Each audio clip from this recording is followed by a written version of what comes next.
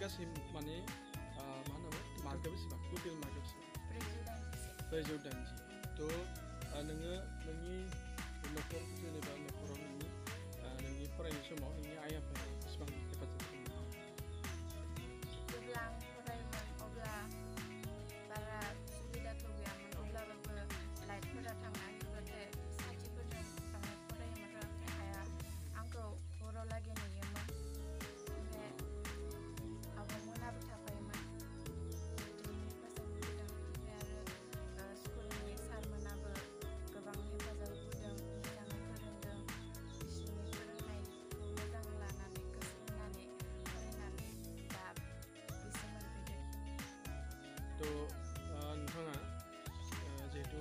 बेखिनि माने खस्थ' खालामनायनि गेजेरजों नोंथाङा दिनै साक्सेस जाफैबाय थ' इयुनाव नोङो मा आयदाखौ लानो सानदों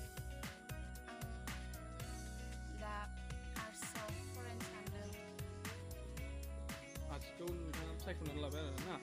थ' नों बबे कलेजाव नों एडमिसन लानो सानदों आं खैराबारि हाई सेकेन्डारि कलेजाव लागोन थ' दासिम जेनेबा नोंथाङा नोंनि गासै बे फरायनाय समाव गामिनिफ्राय जेबो जेंना जेंसि नोंखौ बा सोरबाफोर गिदिर सुबुङा थुलुंगा होदोंमोन नामा बिदिथ' गैया खालामाखै बिदि थुलुंगा मोनाखैमोन बयनिफ्रायबो दा ओमफ्राय जों दायो मादै जेनेबा नोंनि गथ'नि फरायनाय समाव मादैया बेसेबां माने मदद होदोंमोन फरायनाय जों सानो खस्थ' मस्थ' खालामनानैहाय सानो गथ' फिसाया गोजानाव दोङो गुजरातआव दोङो बेबायदिनो खस्थ' खालामनानैहा गथ' फिसाया सानो फैसा बाय बांला हरनायखौनो जों जानायथिंबो बाहायबाय सान आरो गथ'नि फरायनायखौबो बाहायबाय रां फिसाखौ दिनै मेट्रिक पास खालामगोन आं कलेजाव गाहोगोन होनना साननानै आं बिखिनाखौ इच्छा खस्थ' खालामनानै आं लाइन गैयाबाबो साथिजोंनो फरायहोयो थाव गैयाबा आङो सानो माबादोनो टस्टदोनो सेरनानै आं फरायहोदोंमोन आरो जेनेबा गथ' फिसाखौ बिदिनो बाहाय आं माबागोन होननानै आं साननानै बिदिनो माबाबोबाय रदा होमबाबो दा गथ' फिसाया जेरैनो आं लुगैदोंमोन बिखिनाखौ मोनदो मोननायालाय होमबाबो गावा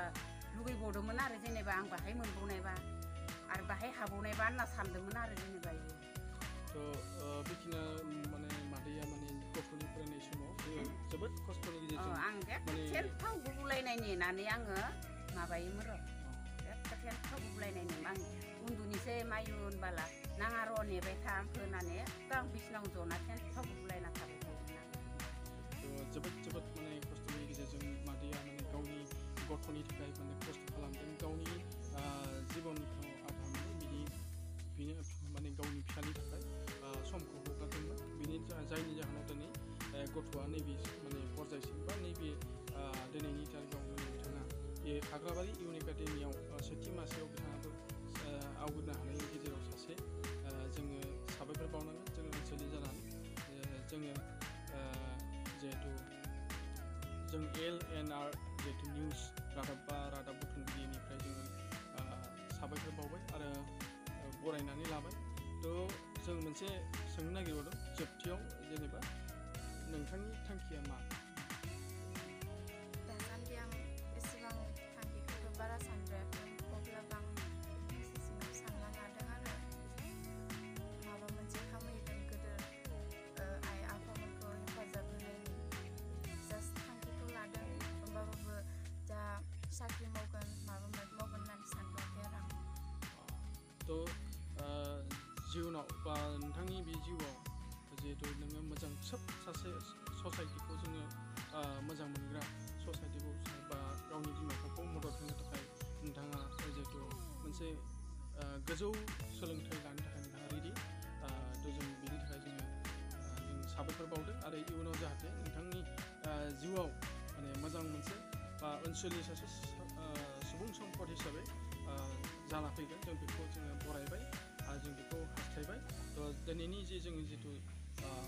नोंथांनिफ्राय जों जिखिनि मोनसे मेसेज बा नोंथाङा बोरै फरायनानै साक्सेस जाखो बेनि सायाव नोंनि लोगोफोरनो बा नोंनि फरायसालिनि फरायसाफोरनो नों मा मेसेज होनो सानदों रादाब बुंनो सानो? आं बेखौनो बुंनो सानोदि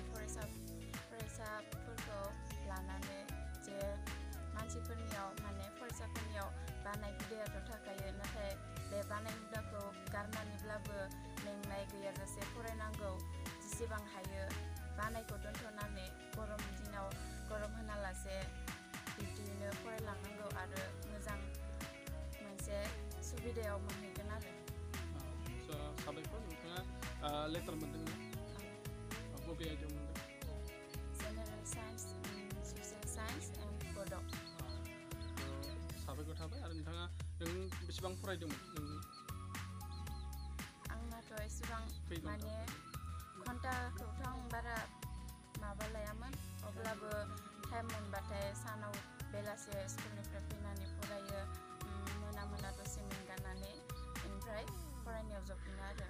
हरावथ' बारा बांद्राय फरायलागे थायामोन, अब्लाबो जिखिनि आयदा फरायनो गोनांमोन बेखिनिखौ फरायोमोन आरो सानसेयाव। उदालगुरि जिल्लानि हाग्राबारि हालामनि खासेसुबा गामिनि सासे गोरिब न'खरनिफ्राय जिहेतु बिनानाव रुसिका बर' बिथाङा दिनै खाग्राबारि इउन एकाडेमिनिफ्राय सेथि मासि आवग्रिनो हादों। आरो बिथाङा खोब खस्थ'नि गेजेरजों माने गोबां जेंना जेंसिखौ नेवसिनानै जिहेतु गावनि जितु फरायनाय गाव थांखि बायदियै सौफैनो हाबाय। आरो जों LNR निउस बुथुमगिरिनिफ्राय जों बिथांखौ साबायखर जासिदों गिबियावनो। आरो फैबाय थानाय समाव बिथाङा खोब गोब्राब नाजानायनि गेजेरजों गावनि थांखियाव जाहाथे सहैनो हायो, जों बेखौ गिबियावनो जोङो हास्थायबाय आरो बिथांखौ जोङो थांखि बायदियै सहैनो हागोन बेखौ जों हास्थायदों। आरो जिहेतु फैबाय थानाय समाव बिथाङा मोनसे मेसेज होदों, जिहेतु